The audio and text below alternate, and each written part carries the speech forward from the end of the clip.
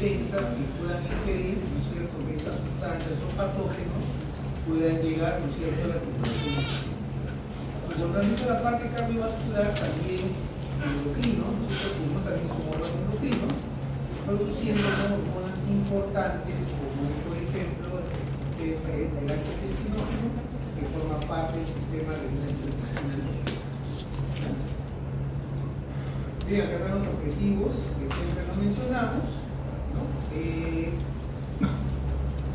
Como un corolario, recordar que la vía respiratoria se divide en vías respiratorias altas y vías respiratorias bajas. La vía respiratoria alta comprende de la nasofaringe hasta la laringe. Entonces, todos los problemas relacionados con la vía respiratoria alta tienen que ser vistos por el otorrinolaringólogo. Mientras que la vía respiratoria baja comprende desde la tráquea hasta los sacos alveolares. Como un breve recuento, recordar nada más que las funciones, ¿no es cierto?, que cumple la vía respiratoria alta. ¿Ya?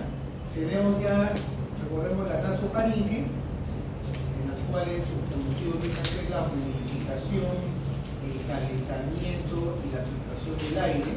Son funciones importantes. Constituye el primer sistema de defensa de la vía respiratoria. Y como ustedes recordarán, la vía respiratoria no es recta, sino que tiene una podura. Nosotros a nivel de la faringe se apoda. Y es un lugar estratégico, ¿no es cierto?, para el depósito de tejido inmunológico. Las amígdalas palatinas y las amígdalas faringe también conocidas como aldones, que contienen tejido inmunológico que se encarga de la defensa. Vamos a ver más adelante, ya a nivel de las vías respiratorias bajas, cuáles vienen a ser estos mecanismos. Lo que podemos ver, ¿no es cierto?, que las vías respiratorias bajas, a partir de la tráquea, va a sufrir una serie de divisiones dicotómicas, es decir, la tráquea se divide en dos bronquios, derecho e izquierdo, y estos bronquios se van dividiendo en bronquiolos cada vez de 2 en 2. Desde la tráquea hasta los sacos alveolares ocurren aproximadamente 23 divisiones. 16 divisiones, las primeras 16 divisiones que van desde la tráquea hasta los bronquiolos terminales corresponden a las zonas de conducción. Es decir, en la tráquea, bronquios, bronquiolos y bronquiolos terminales no ocurre intercambio gaseoso. Y a partir de los bronquiolos, las últimas 7 divisiones corresponden a la zona respiratoria, es decir, la zona que se extiende desde los bronquiolos respiratorios hasta los sacos alveolares, es decir, comprende bronquiolos respiratorios, conductos alveolares y sacos alveolares, ¿no? El cuadro que está acá nos permite ver cuál es el efecto de esta división dicotómica a partir de la tráquea, ¿cierto? Y vemos cómo, ¿no es cierto?, el área de superficie transversal va aumentando desde los bronquiolos terminales hasta llegar a los bronquiolos respiratorios, conductos alveolares y sacos alveolares. En resumen, la división dicotómica de la vía respiratoria me permite ampliar la superficie de intercambio gaseoso. ¿Por qué? Porque pasamos desde los 2,5 centímetros cuadrados, que es el área de la tráquea, hasta los 11.200 centímetros cuadrados que comprende la zona de respiración. O sea, que facilita grandemente, ¿no es cierto?, el intercambio, aumentar la superficie de intercambio gaseoso. ¿Alguna pregunta hasta ahí? ¿Todo claro, Malena? ¿Sí? Aquí vemos el cambio, ¿no es cierto?, que va experimentando la pared de la vía respiratoria desde las zonas de conducción hacia las zonas de respiración o zonas de intercambio. Vemos acá tráquea y bronquio. ¿Qué caracteriza a esta zona? Primero, que tenemos un epitelio ciliado pseudoestratificado, ¿sí?, con presencia, ¿no es cierto?, de células progenitoras. Vemos una capa de músculo liso, ¿sí? Vemos también la presencia de estas glándulas glándulas productoras de moco, es decir, que contiene células caliciformes, la presencia de capilares y la presencia de cartílago. Así está constituida la pared de la vía respiratoria desde la tráquea hasta el fondo. Luego tenemos acá los bronquiolos. ¿Sí? Vemos acá en los bronquiolos, este es epitelio pseudoestratificado, se hace menos evidente, la capa de moco se hace más delgada, desaparecen las glándulas productoras, en este caso de moco, desaparece el cartílago y la fibra y el músculo liso se hace mucho más prominente. ¿Sí? También van a leer, ¿no es cierto?, que a partir de los bronquiolos ya aparecen las células claras, son células únicas que cumplen una función de defensa, producen defensinas, colectinas, se deposita hemoglobina A y produce también sustancias inmunitarias. ¿Sí? Hasta aquí. Cuando llegamos ya a la zona de conducción, a las zonas de intercambio, estamos hablando ya de bronquiolos respiratorios, conductos y salcos alveolares, vemos también cómo la pared cambia. Desaparece por completo, ¿no es cierto?, la capa muscular lisa y solamente vamos a tener una membrana alveolo-capilar bastante delgadita para permitir precisamente el intercambio gaseoso a nivel del pulmón. Y vemos que esta membrana alveolo-capilar va a estar constituida, ¿no es cierto?, porque por neumocitos de tipo 1, que son principalmente células de recubrimiento, neumocitos de tipo 2, que me permite romper la tensión superficial, ¿sí?, y una lámina basal. Es decir, esta membrana alveolo-capilar va a estar constituida ¿por quién? Por el epitelio, ¿no es cierto?, de alveolar, constituido por los neumocitos, una lámina basal y por el endotelio que corresponde a los capilares. ¿Está claro ahí cómo varía? Entonces, miren la importancia, ¿no es cierto?, de la capa muscular lisa, sobre todo en los bronquiolos. Son estas estructuras las que van a ofrecer mayor resistencia al paso del aire, como vamos a ver más adelante. Bien, vamos a hablar entonces de los músculos respiratorios. Entonces, para resumir, vamos a decir, ¿no es cierto?, que la respiración tranquila, así como están ustedes ahorita, la inspiración es un proceso activo que requiere la participación de músculos y la expiración tranquila es un proceso pasivo. Va a estar dado por acá propiedades retráctiles del tejido pulmonar. ¿Cuáles son los principales músculos inspiratorios? Acordarse dos principalmente. El diafragma, que es el que realiza la mayor parte del trabajo respiratorio, y los músculos intercostales externos. ¿Cuál va a ser la función? En resumen, el diafragma me incrementa el diámetro transverso del tórax y los intercostales externos, como van a ver por su acción de pivote y bisagra, de tirar hacia abajo borde costal, me aumenta el diámetro anteroposterior del tórax. Los intercostales externos, al hacer la acción de bisagra sobre las costillas, empujan, ¿no es cierto?, el manubrio del esternón hacia adelante y tengo un aumento del diámetro anteroposterior, mientras que el diafragma me aumenta el diámetro transverso. Y tengo músculos inspiratorios accesorios, ya que participan en la inspiración forzada, como es el ejercicio, que está constituido por el esternocleidomastoideo, el trapecio, ¿no es cierto?, el escaleno, el recto anterior del abdomen, el oblicuo mayor, el oblicuo menor, el transverso. Los músculos, esos son los expiratorios, ¿ya? Los músculos expiratorios, como el intercostal interno, recto anterior del abdomen, oblicuo mayor, oblicuo menor y transverso del abdomen, solamente van a participar en la expiración forzada, es decir, como cuando ustedes hacen ejercicio. Porque como hemos dicho, la respiración pasiva, la tranquila, es un proceso pasivo que está dado por las propiedades retráctiles del pulmón.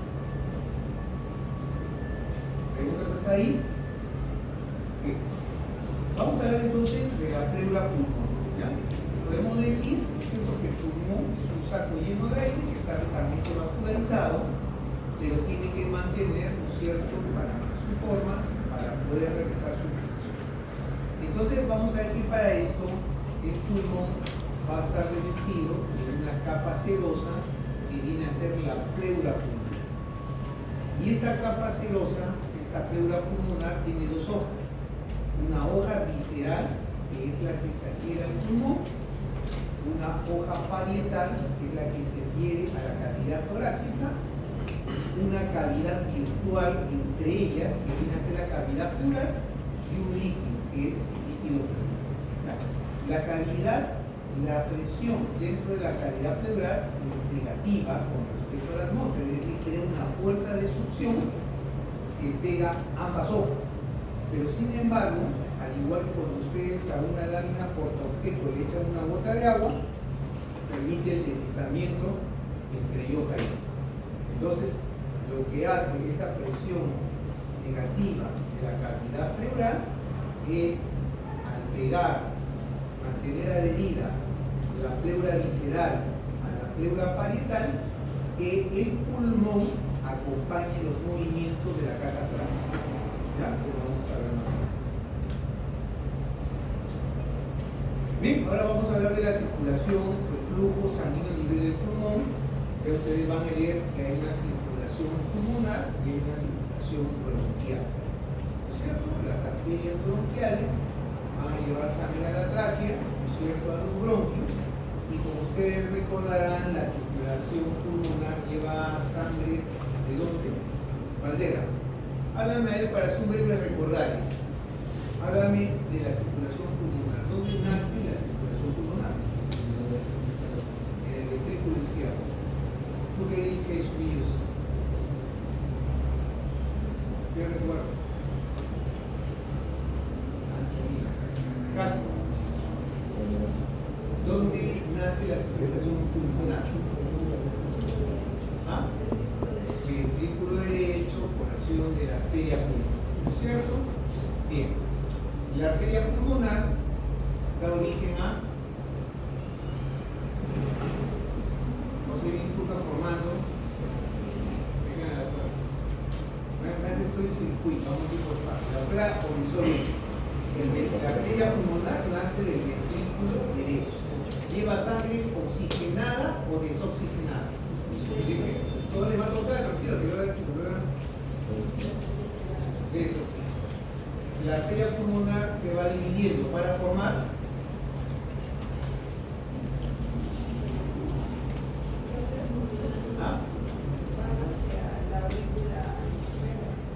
hacia la aurícula izquierda. A ver, ¿qué forman las arterias pulmonares? Ahí estaban como en la letra. Rojas, que va formando la bifurcación de las arterias pulmonares. Las arteriolas pulmonares, ¿cierto? Las arteriolas pulmonares van a formar mesa. ¿Qué forman las arteriolas pulmonares? ¿Ah? Fuerte. ¿Qué dijo Riedas? La red de los capilares pulmonares, que es lo que ocurre en el intercambio gaseoso. Luego hay anastomosis de los capilares para formar. ¿Qué forman los capilares pulmonares? ¿Qué van formando? ¿O en dónde desembocan los capilares pulmonares? Acevedo, ¿dónde desembocan los capilares pulmonares? Por lógica. Luego del intercambio gaseoso, estos capilares, ¿dónde van a desembocar? Alfaro. Vargas. En las vénulas pulmonares. ¿Y las vénulas pulmonares qué van a formar, Moni? Soto, ¿qué van a formar las vénulas pulmonares? Las venas pulmonares. ¿Cuántas venas pulmonares tienes? 4. ¿Dónde desembocan las venas pulmonares? En la aurícula izquierda.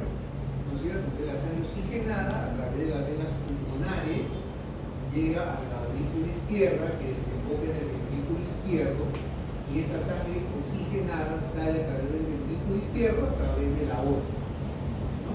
Llega a la circulación sistémica, hay anastomosis, se forma la vena cava inferior, la vena cava superior que lleva sangre venosa, que desemboca en la aurícula derecha, y ahí se repite todo el tema de la circulación. ¿Sí? Pero ustedes van a leer que hay dos excepciones, ¿no? Una excepción vienen a ser las arterias bronquiales, que desembocan en las venas bronquiales, y las venas bronquiales desembocan en las venas pulmonares o las venas ascitas. Son chufos fisiológicos. Y también para la práctica van a leer de la circulación coronaria. ¿Ya? Bien, hasta ahí vamos. Entonces nos queda la idea, ¿no es cierto? Tenemos nuestra arteria pulmonar, forman las arteriolas pulmonares, estas arteriolas forman los capilares pulmonares en donde se da el intercambio gasoso, ¿no? Y luego estos capilares pulmonares desembocan en las venas pulmonares que dan lugar a la... Entonces, la circulación pulmonar tiene ciertas características que difieren de la circulación sistémica, ¿ya? Por un lado, tiene una presión media mucho menor que la circulación sistémica. La presión médica, la presión en la circulación sistémica es aproximadamente 90 milímetros de mercurio. En la circulación pulmonar es mucho menor, es decir, esto permite que los vasos pulmonares tengan mayor capacitancia que los vasos de la circulación sistémica, es decir, tienen mayor capacidad de almacenamiento de sangre. En un momento dado, la circulación pulmonar que puede alojar tanta sangre, ¿no es cierto?, como la que corresponde a todo el organismo. Tiene mayor capacidad. Eso es uno. Dos. A ver. Ferrer. ¿Qué es la presión oncótica? ¿Qué recuerdas? No quiero cosas que lo veo viendo los labios lo llamo. ¿Qué es la presión oncótica? ¿O quién ejerce la presión oncótica?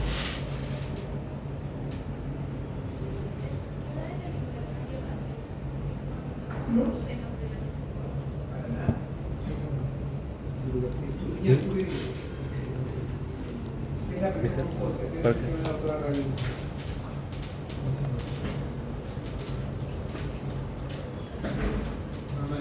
¿Qué quiere?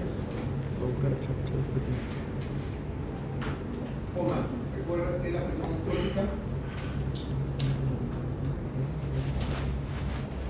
Es la presión, ¿no es cierto?, que se hacen las proteínas, principalmente la albúmina, y que tiende a tratar de mantener la sangre, por decirlo así, dentro del espacio de trabajo. ¿No es cierto? Y la presión hidrostática, ¿qué es la presión hidrostática? Que si no me pregunto, está googleando yo ya tiene la respuesta, ¿no? ¿Qué dice Google?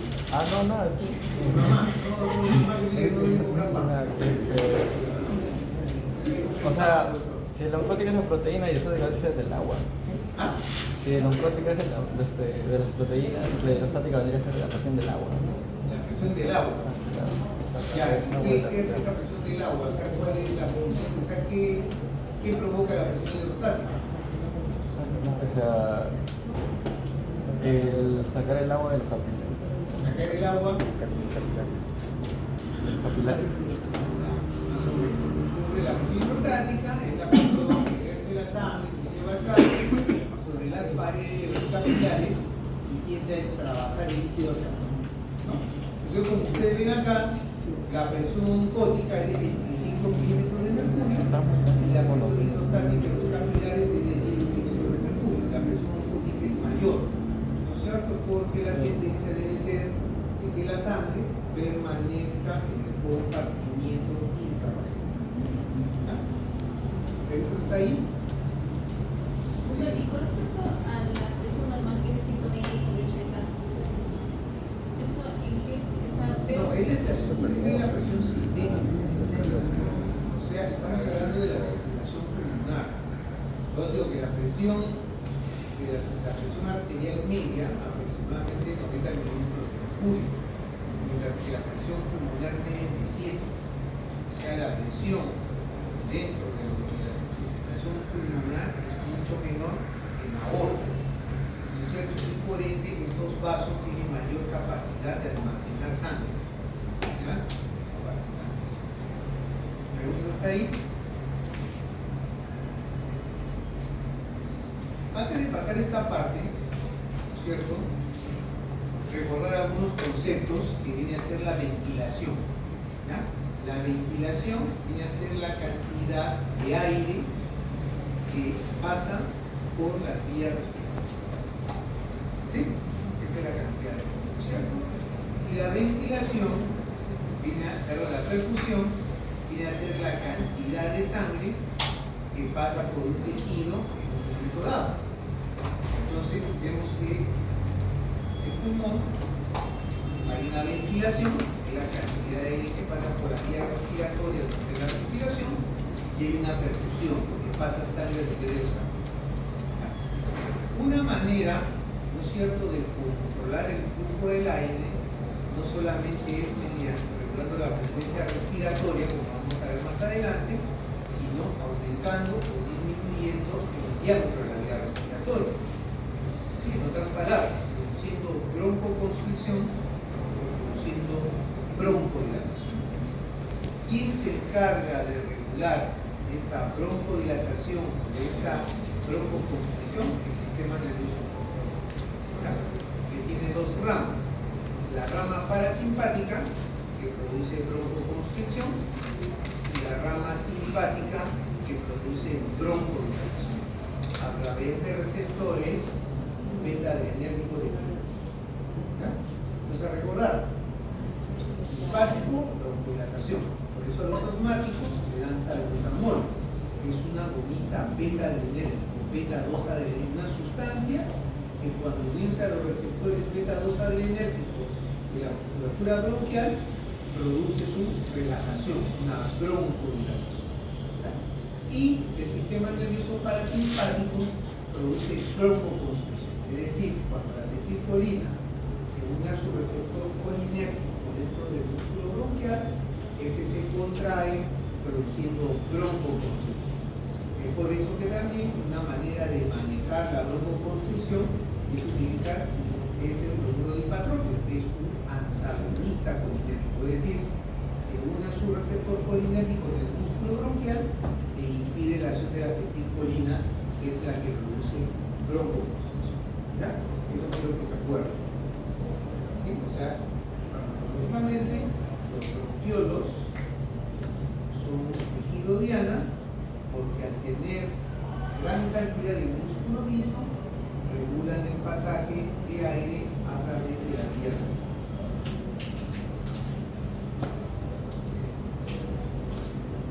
Bien, sigamos. Vamos a ver entonces ahora de la mecánica de la respiración. Y dice que la inspiración es un fenómeno activo, ¿sí? Y la expiración tiene un carácter pasivo. Y aquí vemos, ¿no es cierto?, en este cuadro está representando la presión dentro de los alvéolos, en este cuadro está representando la presión intrapleural y en este cuadro está representando el volumen de la respiración. ¿Sí? Dice que durante la inspiración, ¿no es cierto?, la presión de los alvéolos disminuye, es decir, la presión de aire que se encuentra dentro de los alvéolos es menor en relación a la presión de aire que hay afuera. Entonces, como vamos a ver más adelante, los gases siguen, ¿no es cierto?, un gradiente de concentración de mayor presión. O sea, en los gases, la presión, nosotros vamos a hablar de presiones, cuando hablamos de la fisiología respiratoria, nosotros hablamos de presión parcial de gases, hablamos de presión parcial de oxígeno, hablamos de presión parcial de dióxido de carbono.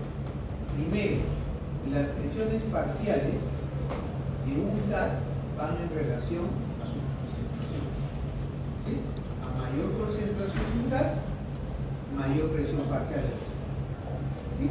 Y hablamos de presiones parciales porque cuando hablamos de fisiología respiratoria estamos hablando de aire atmosférico.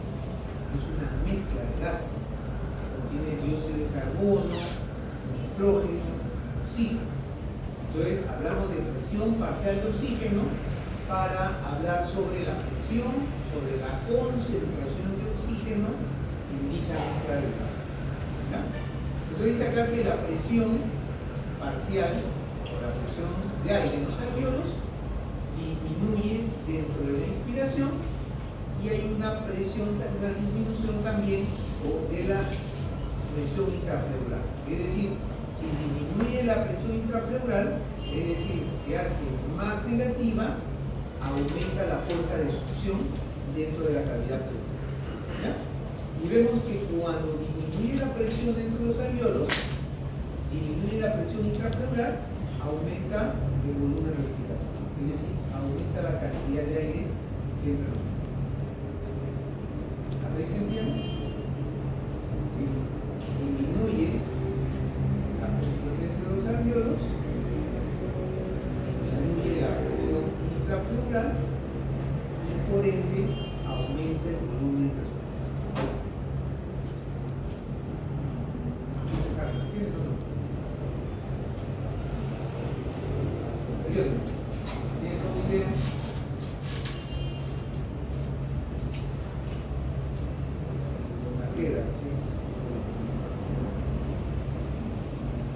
La pregunta sería, Valtera, ¿por qué disminuye la presión dentro de los alvéolos? Pero ¿cómo? ¿Qué es lo que produce? ¿Cuál es el fenómeno que se va a producir que hay una disminución de la presión dentro de los alvéolos?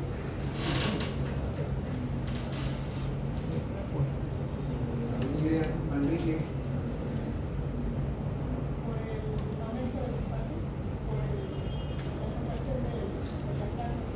¿Ya? ¿Qué hace el diafragma? ¿Qué es lo que produce el aumento del espacio? O sea, ya, está bien, el diafragma aumenta el espacio, pero ¿cómo? O sea, va a jalar hacia abajo. O sea, va a traer ¿Jala hacia abajo? O sea, va a aumentar el espacio para que se expandan los pulmones. ¿Cómo? Claro, o sea, esto es algo más integrado de todo lo que hemos visto. ¿Ya? O sea, cuando tú respiras, lo que hace realmente músculos inspiratorios, como el diafragma y los intercostales externos, es mover la caja torácica. Lo que se mueve es el esternón de las costillas. Aumenta el mueve, porque mueve, acuérdense, los músculos, como el diafragma, como los intercostales externos, un músculo estriado, no te mueve el bíceps, ¿no es cierto? Te mueven articulaciones. En este caso, lo que hace la contracción del diafragma y el intercostal externo es mover la caja torácica, mover la costilla, ¿no? El diafragma aumentando el diámetro transverso, los intercostales aumentando el diámetro anterocostal. ¿Sí? Y este aumento del volumen de la caja torácica es lo que disminuye la presión de los alvéolos. Y al disminuir la presión dentro de los alvéolos con respecto a la atmósfera, si la presión de gas es mayor en la atmósfera que dentro de los alvéolos, por gradiente, pues ahí va a tender. Y eso es lo que te produce acá, ¿no es cierto?, que aumente el volumen de aire dentro. Luego, en la expiración tranquila, se relaja tu diafragma, se relajan tus intercostales externos y las fuerzas retráctiles del pulmón es lo que jalan nuevamente la caja torácica hacia su posición original, de modo que al disminuir el volumen de la caja torácica aumenta la presión del aire dentro de los alvéolos, ¿no es cierto? Aumenta la presión intrapleural y el aire tiende a salir, porque en ese momento la presión de aire alveolar es mayor que en la atmósfera y vemos cómo hay una disminución del volumen respiratorio. En otras palabras, la respiración tranquila es un proceso mecánico, ¿no es cierto?, que se inicia por la contracción de los músculos inspiratorios que te van a mover la caja torácica, produciéndose aumento del volumen y una disminución de la resistencia dentro de la vía respiratoria, de modo que el aire tiende a entrar, ¿no? Y cuando ceses de inspirar, expiración son las fuerzas retráctiles del pulmón lo que llevan la caja torácica hacia su posición original. ¿Preguntas?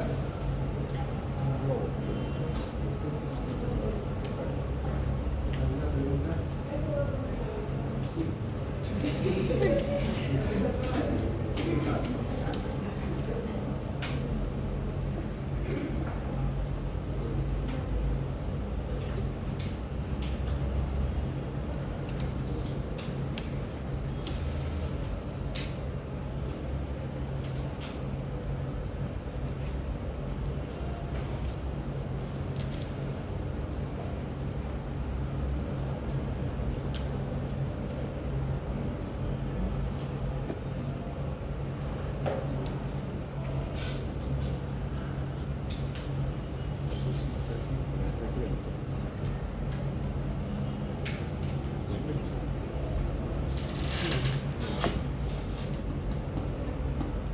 En la práctica siempre recuerde cuál es el volumen tidal, ¿ya?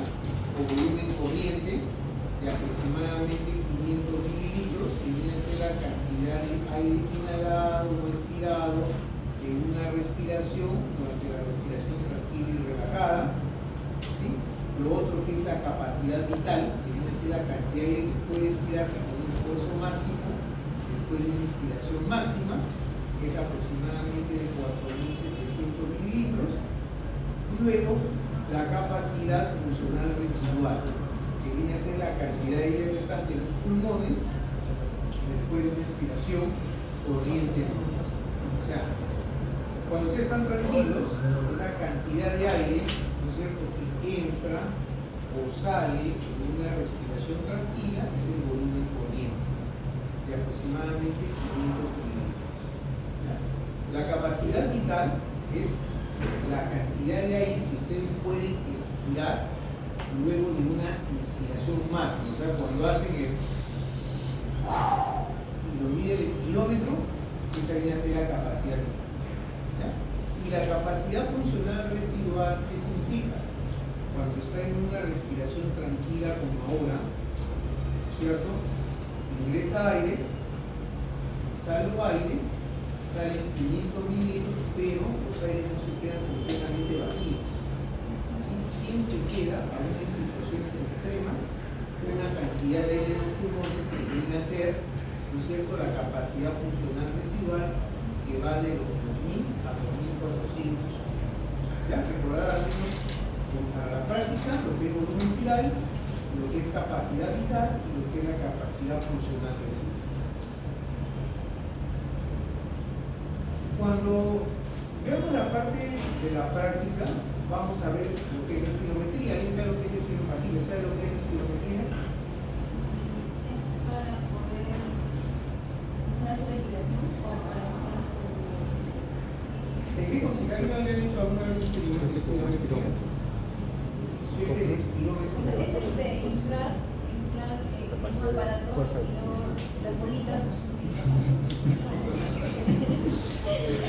No, es como ejercicio, pero sí, pero no es un espirómetro.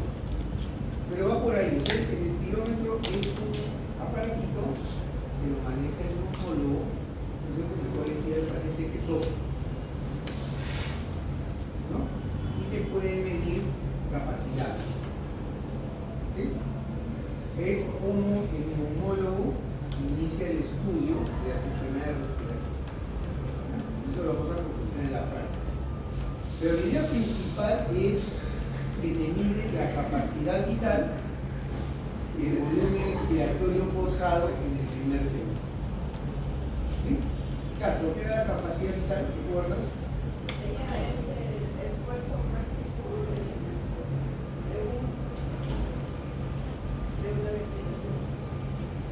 Mesa, ¿qué es la capacidad vital?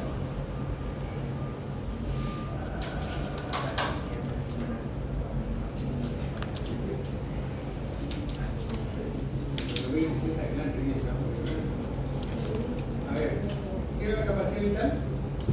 La capacidad máxima de aire Perfecto. Es la máxima cantidad de aire que puedes expirar luego de una inspiración máxima. ¿Sí? Entonces, Y el otro viene a ser el volumen expiratorio forzado en el primer segundo, que es la máxima cantidad de aire que tú puedes expirar luego de una inspiración máxima, pero en el primer segundo de esta expiración. O sea, es parte de la capacidad del pulmón. ¿Y cuál es la importancia que tiene? Por ejemplo, si yo tengo un paciente, vamos a tomar dos ejemplos, ¿ya? La típica enfermedad obstructiva, el asma bronquial, y la típica enfermedad restrictiva, que es la fibrosis pulmonar. En el asma es un problema obstructivo, o sea, el paciente tiene principalmente problemas de expiración, tiene aire atrapado, ha respirado, ha habido broncoconstricción y el aire queda atrapado en los pulmones, el paciente está hiperinsuflado. Por eso cuando le toman la placa de tórax salen las costillas horizontalizadas y es negra, ¿no? Porque cuando tú tomas la placa lo negro es aire. O sea, su problema es el atrapamiento de aire producto de la broncoconstricción que ha habido, ¿no? En cambio, la fibrosis pulmonar es otro problema, es un problema restrictivo, es decir, el pulmón pierde capacidad de distensibilidad. Ese pulmón que es distensible y elástico ha perdido su capacidad de distenderse. Hasta ahí vamos. Vacío. ¿Un paciente con asma tendrá su capacidad vital disminuida?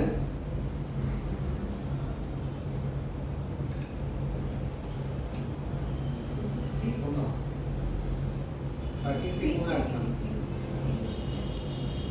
Vargas, ¿un paciente con fibrosis pulmonar tendrá su capacidad vital disminuida?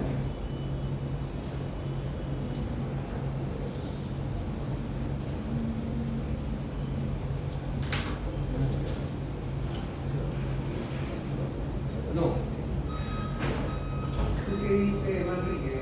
¿Un paciente con fibrosis pulmonar tendrá su capacidad vital disminuida? A ver, Manrique, la quiero ver. ¿Sí o no? Sí. Sí, claro.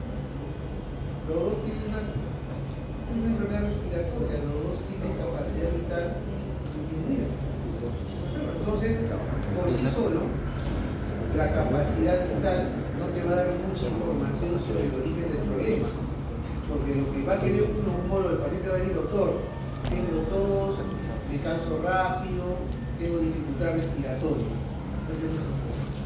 Entonces lo primero que va a hacer el neumólogo es tratar de decir: ah, mira, yo estoy frente a una enfermedad de patrón obstructivo, entonces pienso en asma bronquial, embolismo, etc. O estoy frente a una enfermedad pulmonar de carácter restrictivo, ah, pienso en fibrosis, enfermedades infecciosas. Lo que le voy a dar al final va a ser correlacionar esta capacidad vital forzada con este volumen expiratorio forzado en el primer segundo. Va a sacar una relación.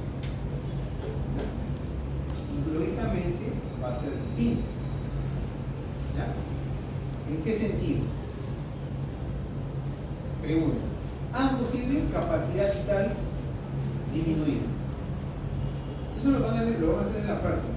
¿Ya? Porque también está entendido que lo van a exponer, porque son valores, y de la correlación del coeficiente tú lo orientas constructivo o restrictivo, pero le voy dando cómo es la base. Los dos tienen la capacidad vital forzada, la capacidad vital disminuida. Pregunto, en el paciente que tiene asma, que tiene un estado de broncoconstricción, que tiene el aire atrapado, su volumen expiratorio forzado en el primer segundo, ¿estará bajo o estará cerca de lo normal? Vale, toma. María, ¿estás ahí? Y lo vienen a soplar, pero él está atrapado. Tiene atrapado, está hiperinsuflado. ¿Cómo estará, tú crees, su volumen expiratorio forzado en el primer segundo? ¿Normal o disminuido? Disminuido, ¿tú qué dices? Casi nada. O sea, en un paciente con un patrón obstructivo, con melasma, que tiene atrapamiento de aire, el volumen expiratorio forzado en el primer segundo está disminuido. Ahora, el paciente con fibrosis pulmonar no es un problema la obstrucción de aire, lo que tiene es un pulmón poco extensible. ¿No es cierto? Prácticamente ese pulmón ha perdido elasticidad. No puede expandirse completamente. ¿Sí? Entonces, ¿tendrá la capacidad vital disminuida, Vargas? ¿Tendrá el volumen expiratorio forzado en el primer segundo disminuido? También. ¿Tú qué dices, Vargas? No, claro. Su problema es tratamiento de aire. O sea, inclusive en el paciente con fibrosis, su volumen expiratorio forzado en el primer segundo puede ser que normal. Su problema no es el atrapamiento del aire, el problema es que no puede expandirlo. O sea, te podrá hacer esto, hasta acá, pero tú le sopla fuerte. ¿No es cierto? Entonces ustedes en la práctica van a explicar cómo es esta cosa. Entonces eso es lo que mide el espirómetro. De esta relación va a decir que es un patrón obstructivo, porque tiene la capacidad vital forzada disminuida, ¿no es cierto?, con volumen expiratorio en el primer segundo disminuido, o es un patrón restrictivo porque me tiene la capacidad vital disminuida, pero el volumen expiratorio forzado en el primer segundo casi normal. ¿Ya? Esa es la base de la expiración. Entonces me interesa que se acuerden casas: volumen corriente, capacidad vital, capacidad funcional residual y volumen expiratorio forzado en el primer segundo para poder hablar sobre la espirometría. ¿Preguntas hasta ahí? Bien, esto solamente es para hablar sobre la propiedad que hemos dicho de la distensibilidad, ¿no es cierto?, que es la capacidad que tiene un tejido de recuperar su posición original después que dejó de actuar una fuerza. ¿Ya? Y para la práctica me va a responder Castro, puede decir si es lo mismo distensibilidad que elasticidad. Para todo. ¿Ya? Pero esta propiedad del tejido pulmonar es lo que explica cuando durante una inspiración tranquila, cuando se relaja el diafragma y los intercostales, son las fuerzas, estas fibras de colágeno, ¿no es cierto?, las que vuelven a jalar a la caja torácica hacia su posición original. Es solamente cómo se altera la distensibilidad en ciertas patologías. Vemos acá una curva normal. Entonces, miren, a medida que aumenta la presión transpulmonar que corresponde a la vía respiratoria, aumenta el volumen pulmonar, ¿no es cierto? Más aire, más volumen pulmonar, hasta que se alcanza la máxima distensión y ya mayores incrementos no te producen cambios. Este es el de la fibrosis. O sea, aumenta, ¿no es cierto?, la presión en las vías respiratorias, pero no logran aumento significativo del volumen pulmonar. Este tejido ha perdido distensibilidad, es decir, así inspira, pero no se puede. Yo digo, elasticidad versus distensibilidad. Y en el enfisema no, pues, es destrucción del tejido pulmonar, se forman sacos de aire. Miren, entonces hay un volumen pulmonar sumamente aumentado. Eso lo vamos a ver en la práctica. Lo que sí quiero es que me averigüen la diferencia entre distensibilidad y elasticidad. Bien.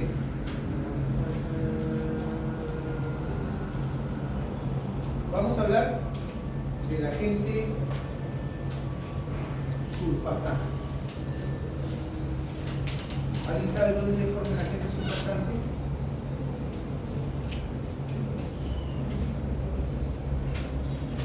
Aldera, ¿recuerdas? Se forma en los neumocitos de tipo 2. ¿Ya? Y como están, ven acá, son prácticamente fosfolípidos, ¿no es cierto? Están constituidos por fosfatidilcolina, fosfatidilglicerol, lípidos, proteínas y carbohidratos. La función que tiene el agente surfactante o factor surfactante es romper la tensión superficial, ¿sí?, del líquido alveolar. Y eso viene a ser física. ¿Qué es la tensión superficial? De los líquidos.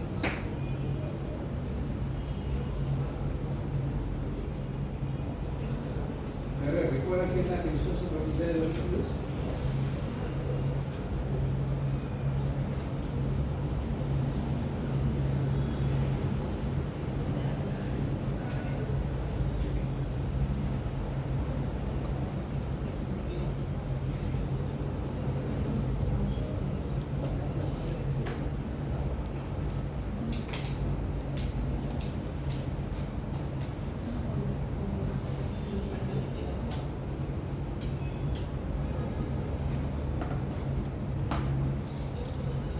Generalmente, sobre todo cuando tú tienes una esfera como es un alveolo, por cierto, lo van a leer, tú vas a ver que las moléculas de agua que se encuentran en la superficie se encuentran unidas por fuerzas de atracción, como las fuerzas de magnetismo, ¿cierto? Así son los líquidos. Por eso no sé si han ido alguna vez al río, han visto que sobre el agua pueden caminar ciertos insectos. Aprovechan especialmente el principio de la tensión superficial. Y otro principio que van a leer en el libro es que mientras menor es el diámetro de la esfera, más fuerza es esta tensión superficial.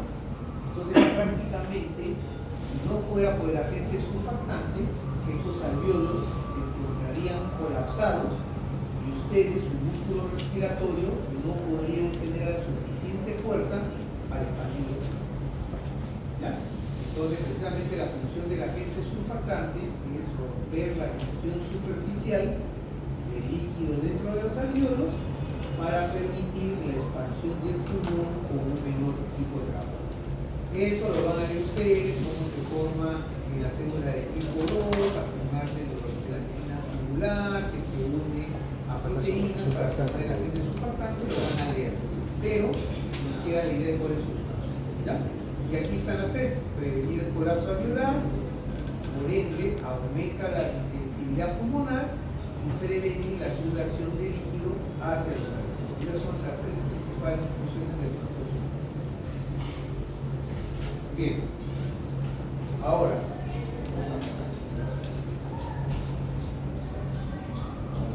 vamos a tomar 5 minutos de receso para entrar a esta parte que sí es importante, ¿ya?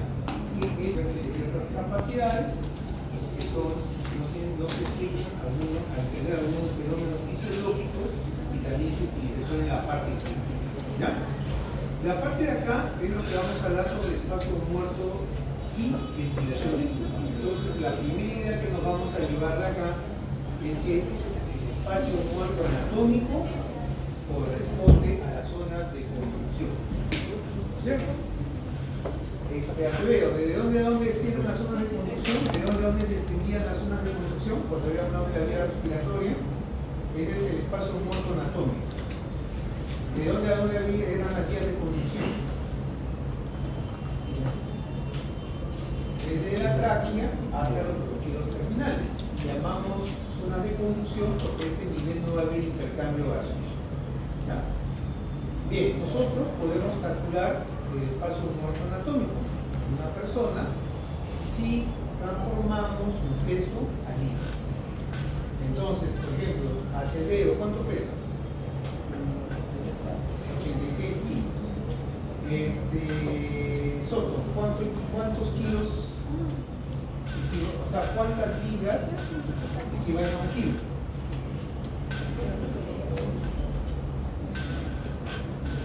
Ferrer, ¿cuántas libras equivalen a un kilo?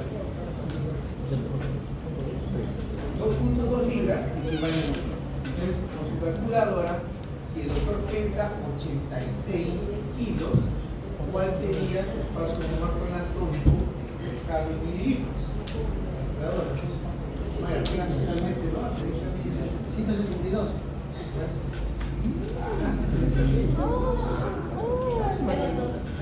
Ya, 189.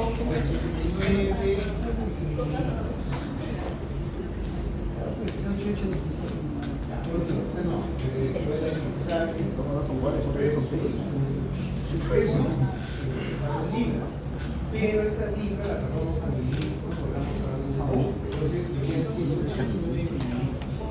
Ese sería su espacio muerto anatómico. Hasta ahí vamos. ¿Sí, señor? ¿Cierto? Entonces, pero también hay un espacio muerto fisiológico. que en el caso del doctor Acevedo o Benzano, ¿no es cierto?, es igual a su espacio muerto anatómico. O sea, en una persona sana, el espacio muerto anatómico, es decir, la zona donde no hay intercambio gaseoso, corresponde a las zonas de conducción. O sea, anatómico y fisiológico son iguales. El problema es que el espacio muerto fisiológico sí varía en la enfermedad. ¿No es cierto? Ya hablamos de un espacio muerto fisiológico total.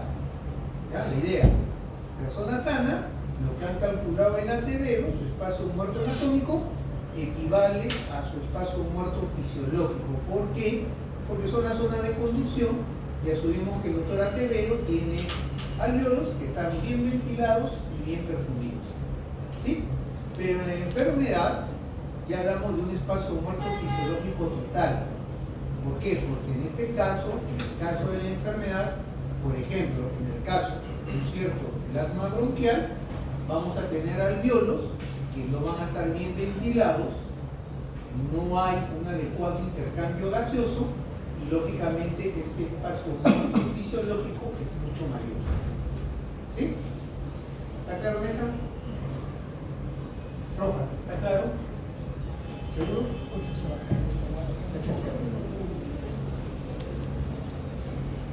Ok. En la enfermedad, ¿tú qué crees? En la enfermedad del espacio muerto fisiológico, ¿no? ¿Tú crees que está? En el espacio muerto fisiológico, en la enfermedad mayor o menor? Menor.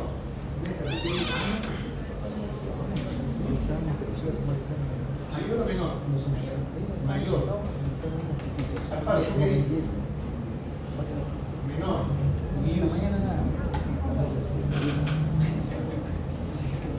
Yo me dice que Valera, ¿qué hemos dicho? ¿La enfermedad del espacio muerto fisiológico es mayor o menor? ¿Ah? Menor. Menor. Sí.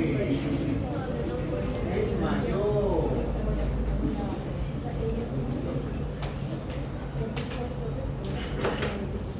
En la enfermedad hablamos de espacio muerto fisiológico total. Involucra áreas del pulmón que no van a estar bien ventiladas y bien perfundidas. ¿Ya?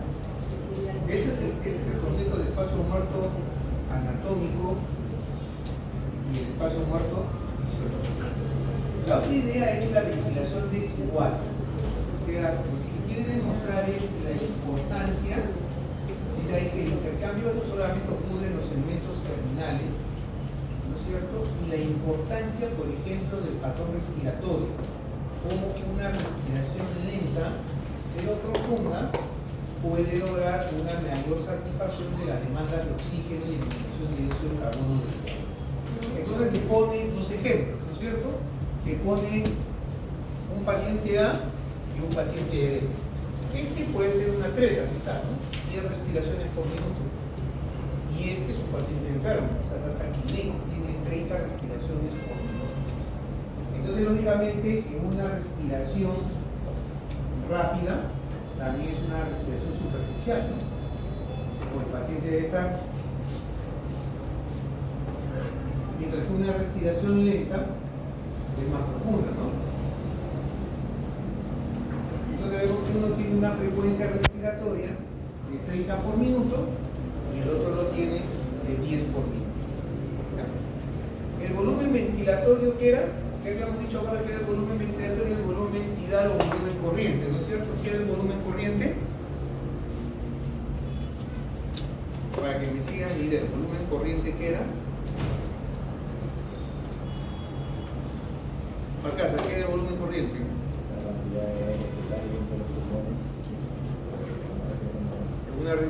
La cantidad que entra o sale de los pulmones en una respiración, por decirlo así, tranquila, normal. Entonces, justamente este paciente, ¿no es cierto?, que tiene una respiración tranquila, su volumen corriente está casi lo normal, 500 mililitros, por eso requiere unidad. ¿No? En cambio, este paciente que tiene una respiración rápida y superficial, su volumen corriente es mucho menor. No llega a los 500 mililitros, estará en 200 mililitros. ahí vamos. ¿Sí? Ahora vamos a hablar del volumen minuto, la cantidad de aire que entra y sale en cada uno de un minuto. Entonces, por matemáticas, si tengo 30 respiraciones por minuto y en cada respiración entran 200 mililitros, ¿no es cierto? Su volumen minuto son 6 litros, 6 mililitros. ¿Sí?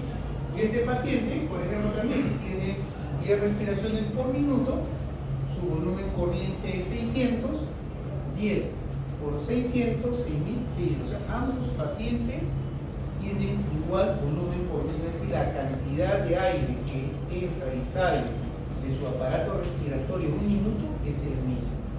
Pero la diferencia viene acá en la ventilación alveolar. La ventilación alveolar por minuto representa la cantidad de aire que ingresa, pero que participa efectivamente en el intercambio gaseoso. O sea, la cantidad de aire que ingresa, pero que llega a la zona respiratoria. ¿Sí? Este paciente, en promedio, ambos pacientes en promedio deben tener 75 kilos. ¿Por qué lo sé? Porque más o menos estoy viendo su espacio muerto anatómico, lo han calculado, ¿no?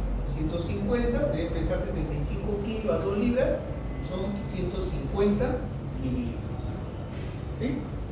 Ahora vamos a ver la ventilación alveolar minuto, o sea, de esos 6 litros que respiran, cuánto aire ha participado o ha alcanzado efectivamente la zona respiratoria. Entonces tenemos que este tiene una ventilación alveolar, su volumen ventilatorio es 200 mililitros, es el aire que entra en una respiración, ¿no? Y su espacio anatómico es 150.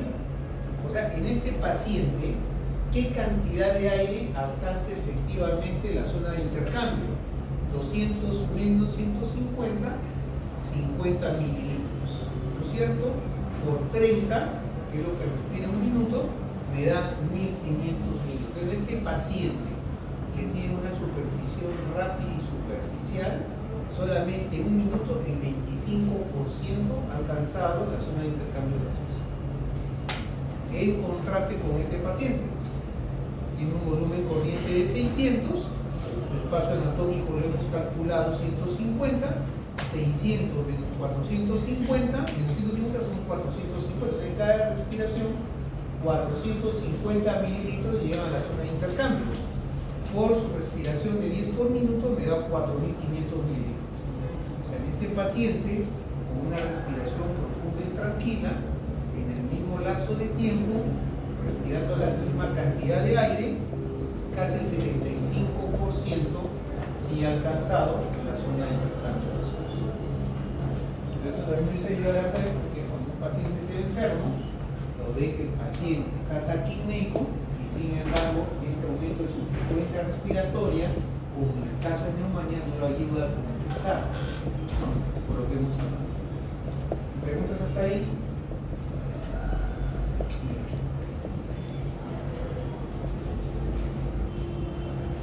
¿Listo? Ya como vamos a desarrollar también en la práctica, vamos a hablar de intercambio gaseoso. ¿Ya? Para esto van a tener que recordar ciertos conceptos, ¿no es cierto? Cuando hablamos de las teorías de gases ideales, hay ciertas teorías. Una es que nosotros, cuando hablamos de los fenómenos de gases, hablamos de presiones parciales, no hablamos de concentración, ¿no es cierto? Pero la presión parcial de un gas o la presión de un gas va en relación a su concentración. A mayor concentración de un gas, mayor presión. Entonces yo ya sé que se aumentó la presión, aumentó la concentración.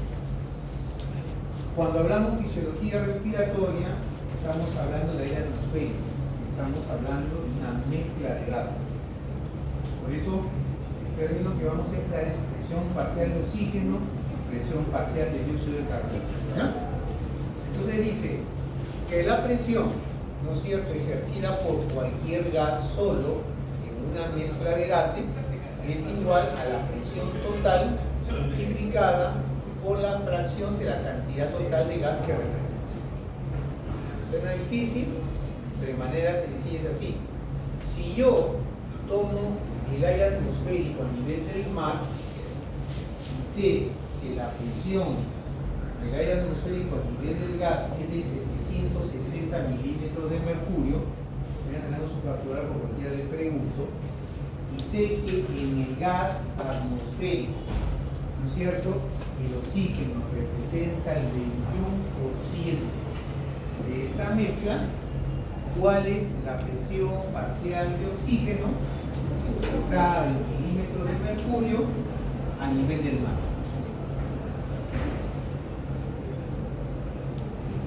A ver, para Jara, si yo sé que la presión parcial, o yo sé que la presión del aire atmosférico a nivel del mar es 760 milímetros de mercurio, y yo sé que dentro del aire atmosférico el oxígeno representa el 21% de la mezcla, ¿cuál es la presión parcial de oxígeno expresada en milímetros de mercurio del aire atmosférico?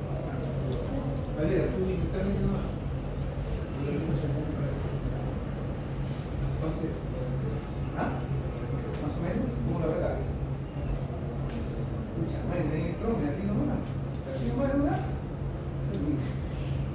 Más exacto, a ver, ¿cuánto te leo? 100. 49,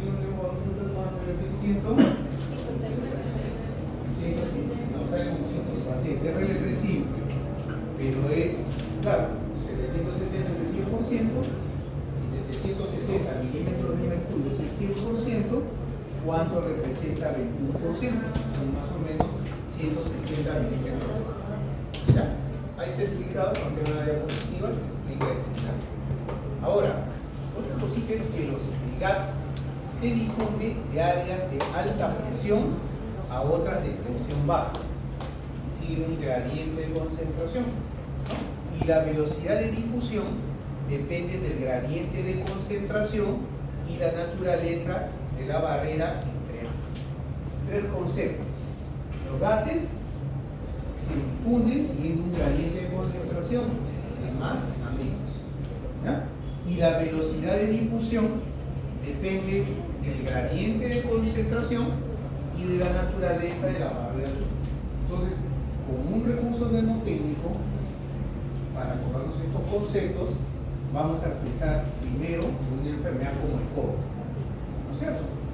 Lo que no te mata, lo que el COVID de por sí no te mataba, te mataba la respuesta inflamatoria que desencadenaba, entonces personas susceptibles, había personas que tenían diabetes, por ejemplo, obesidad, que son estados proinflamatorios y lógicamente tenían una respuesta inflamatoria disminuida.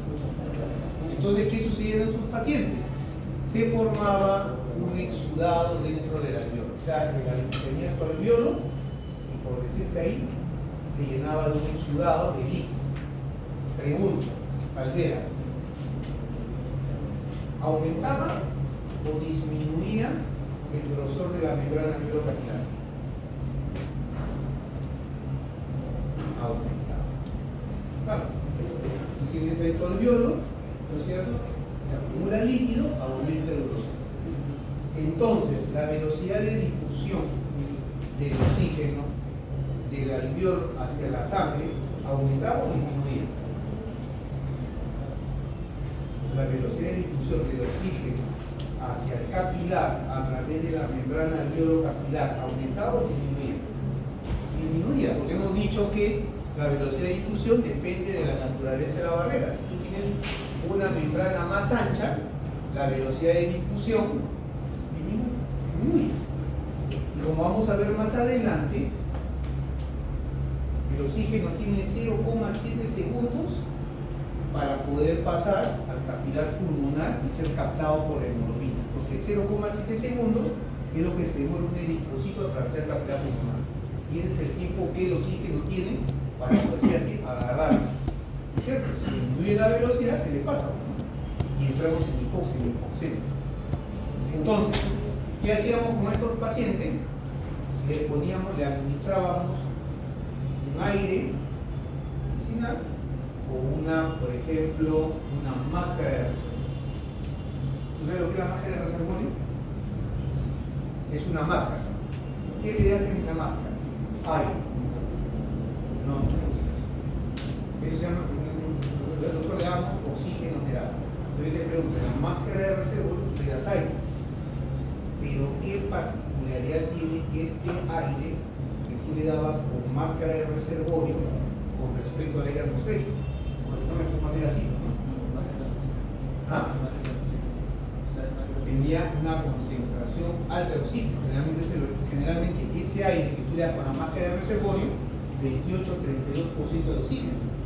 Por ende, la presión de oxígeno era mayor en esa mezcla de aire que le dabas. Sí. Y la velocidad del oxígeno, ¿cómo estaría? Igual. ¿Lo que dice?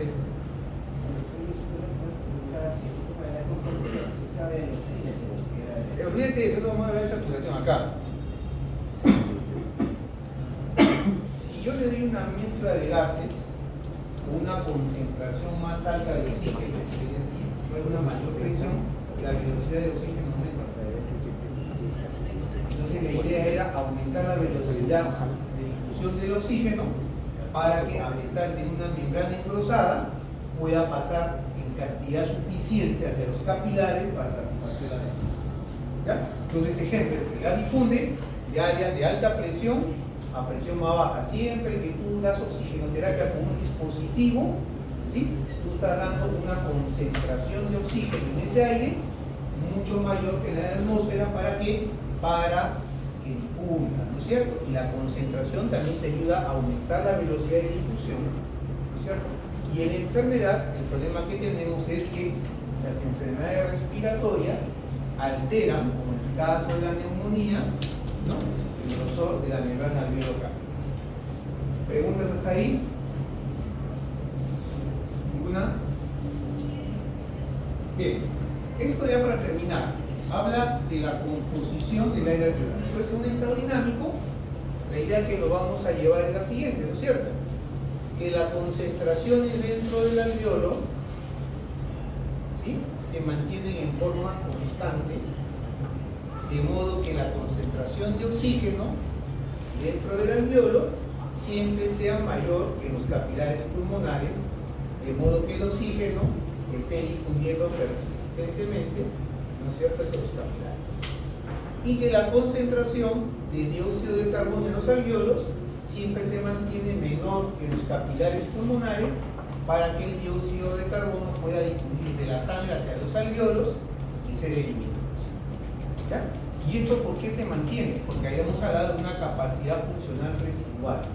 Cuando tú respiras 500 mililitros y expiras 500 mililitros, no significa que tus pulmones se quedan vacíos. Siempre queda una cantidad de aire. Esa es la capacidad residual funcional, que es aproximadamente de 2000 a 2500 mililitros. ¿Sí? Entonces, si esta concentración si este volumen se mantiene constante, y tú sabes, por lo que hemos visto, que la ventilación alveolar, es decir, la cantidad de aire en cada inspiración que llega a los alveolos solamente de 350 mililitros, tú ves que cada respiración, ¿no es cierto?, realmente hace variar muy poco la concentración de alveolo, ¿no? Porque 350 de 2500 no llega al 15%, ¿no? Pero esa es la importancia, o sea, esta composición se tiene que mantener constante para permitir la difusión del oxígeno hacia los capilares y del dióxido de carbono de los capilares a los alveolos. Lo dejamos ahí, ¿ya? Para el día jueves, el grupo de plata me